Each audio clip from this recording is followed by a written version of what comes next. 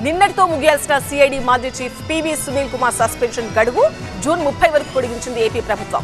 ఈ పరిణామాల అనంతరం టీవీ9 తో ఎక్స్క్లూజివ్ గా మాట్లాడారు పివి సునీల్ కుమార్. కస్టడీలో రఘురామకృష్ణరాజును టార్చర్ పెట్టలేదని అంటున్నారు పివి సునీల్. ఈ విషయంలో ఆయన పిటిషన్ ను సుప్రీంకోర్టు తోసిపుచ్చిందని అంటున్నారు. ఉద్దేశపూర్వకంగా బలహీన వర్గాలకు చెందిన అధికారులను వేధిస్తున్నారని అంటున్నారు ఆయన. ఏ రాజకీయ పార్టీలో చేరకుండా మాల మాదిగల కోసం పనిచేస్తా అంటున్నారు సునీల్ కుమార్. పివి సునీల్ కుమార్ వ్యాఖ్యల పూర్తి సారాంశం మా బ్యూరో చీఫ్ విజయ్ అందిస్తారు. Andhra Pradesh speaker Raghuramakrishnaraju custodial torture కేసులో అనూహ్య పరిణామాలు జరుగుతున్నాయి. ఆంధ్రప్రదేశ్ పోలీసులు బీహార్లో సునీల్ నాయక్ అనే ఐపీఎస్ ఆఫీసర్ని అరెస్ట్ చేయడం, కోర్టు ఆదేశాలతో మళ్ళీ తిరిగి వదిలేయడం. ఈ నేపథ్యంలో ఆ కేసులో ఆరోపణలు ఎదుర్కొంటున్న అప్పటి CID chief PV Sunil Kumar పైన కూడా ఆరోపణలు చేస్తున్నారు. ఆయన కూడా అరెస్ట్ చేసే అవకాశాలు కనిపిస్తాయి. ప్రస్తుతం పివి సునీల్ కుమార్ మనతో ఉన్నారు. సరే ఏంటి, మీరు అరెస్ట్కి రెడీగా ఉన్నారా రఘురామకృష్ణరాజు కస్టోడియల్ టార్చర్ కేసులో? అంటే ఈ కేసులో మొదటి నుంచి కూడా 2 సంవత్సరాల నుంచి విష ప్రయత్నాలు అయితే జరుగుతున్నాయి. నన్ను ఏదో ఒక రకంగా ఇబ్బంది పెట్టాలనేటువంటి ప్రయత్నాలు జరుగుతూ ఉన్నాయి.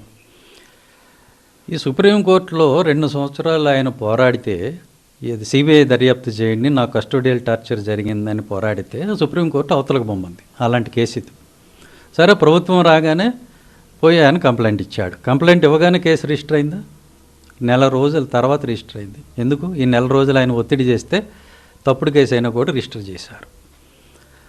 ఆ తర్వాత సరే, ఈ కేసు ఎలాగూ పనికిమాలిన కేసు కాబట్టి దానిలో నన్ను ఇబ్బంది పెడతాం కుదురుతుందో లేదో అని చెప్పేసి ముందు జాగ్రత్త చర్యగా నేను విదేశీ పర్యటనలకు వెళ్ళొచ్చానని చెప్పేసి ఒక తప్పుడు ఆరోపణ చేసి దానిలో నన్ను సస్పెండ్ చేశారు. ఆ తర్వాత మేము ఆర్టీఐలో ఇన్ఫర్మేషన్ తీసుకుంటే 10 మంది అధికారులు ఎలాంటి పర్మిషన్ కూడా లేకుండా విదేశాలకు వెళ్ళొచ్చారు అనేది రుజువైంది.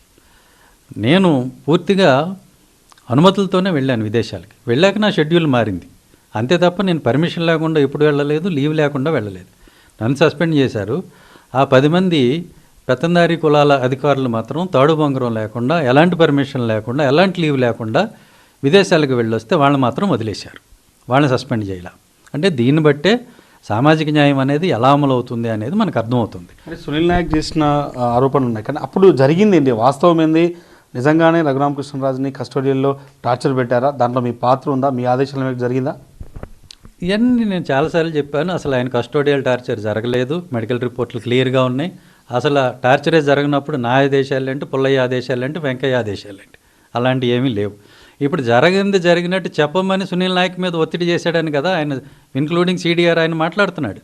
అంటే నేను ముందు నుంచి చెప్తున్నా, ఈయన డిప్యూటీ స్పీకర్గా ఉంటే ఇలాగ సాక్షుల్ని ప్రభావితం చేస్తాడని ముందు నుంచే చెప్తున్నా. నన్ను సస్పెండ్ చేశారు, నేనేదో సాక్షులను ప్రభావం చేస్తాను అది ఇది అని చెప్పి. మరి ఈయన చేస్తున్న పని ఏంటి? సునీల్ నాయక్ ఎందుకు ఫోన్ చేశాడు? చేసి నా పేరు చెప్పమని. ఈయనెవరండి? ఈయన దర్యాప్తు అధికారా? ఈయనెవడండి నా పేరు చెప్పమంటానికి?